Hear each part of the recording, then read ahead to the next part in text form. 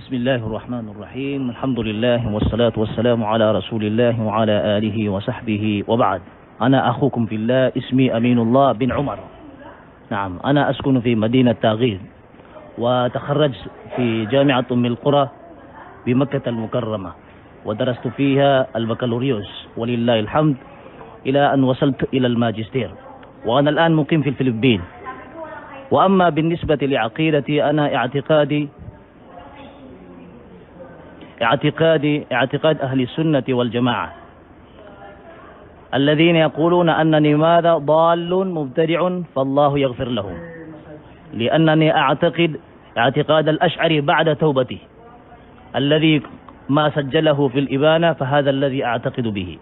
نعم، فيسمون ما تسمون، الأهم شيء أنه ماذا؟ أنه على الحق، لأنه تاب من العقيدة الضالة. نعم. وأما بالنسبة للاصطلاح، لا مشاحة في الاصطلاح، أهم شيء أننا على اعتقاد الإمام الأشعري بعد توبته. أما عقيدتي في الأئمة كالإمام الشيخ محمد بن عبد الوهاب والشيخ ابن باز وغيرهم من العلماء، أنهم ماذا؟ أئمة الدين، لكنهم كلامهم يخطئ ويصيب. كل كلام يرد إلا كلام صاحب القبر وهو الرسول صلى الله عليه وسلم، بل يوجد من أفضل منهم كالأئمة الأربعة، لكنهم أيضا يخطئون. نعم، لا تقديس إلا لله تعالى وللرسول صلى الله عليه وسلم، وإلا أصبحنا كالرافضة يقدسون أئمتهم، يعني يعتبرون أئمتهم معصومين. وأما نحن من أهل السنة أننا لا نقدس أحدا، كل كلام يرد إلا كلام صاحب النبي صلى الله عليه وسلم. ما هي عقيدتك في الأسماء والصفات؟ عقيدتي في الأسماء والصفات عقيدة الإمام الأشعري بعد توبته كما سجله في الإبانة، إثبات الصفات كما أثبت الله، ونفي ما نفى الله تعالى والرسول صلى الله عليه وسلم. يعني تقول كما قال الإمام مالك لما أتاه الرجل كيف استوى؟ نعم، فقال الاستواء معلوم والكيف مجهول والإيمان به واجب والسؤال عنه بدعة. فلا نعطل ولا نكيف ولا نمثل ولا نشبه. جميل. نعم، الله يبارك فيك، وفقنا وإياكم، يدلنا وإياكم على الخير. نعم، الذي ماذا يتقولون علي، فأنا فقط أقول أن الله تعالى يسامحهم ويهديهم. نعم. ولماذا يتقولون؟ نعم، والله الحسد كما تعرفون الحسد. لكن ماذا تكن للسعودية وعلمائها وأهل بلدها؟ نعم. يعني هل هم أصحاب بدع وخرافات كما ذكرت عقيدة أهل السنة والجماعة؟ كما ذكرت في البداية، لو أرى علماءها على الضلال ما درست هناك. يعني على الحق ولله الحمد. على الحق. درست في السعودية، لم أدرس أي بلد إلا في السعودية.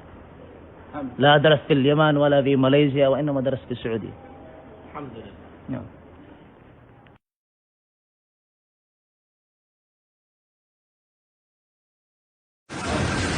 الآن إن في المحل حق الأخشاب والحديد.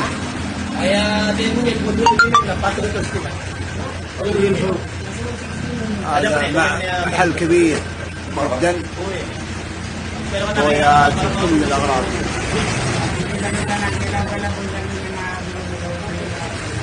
هذه فاتورة الآن ب 497,915. شوي إن شاء الله بنروح نشتري البلاط والغراء وبعض أغراض المواد الصحية. أول شيء خذنا اسمنت. نعم. كم؟ 600 حبة.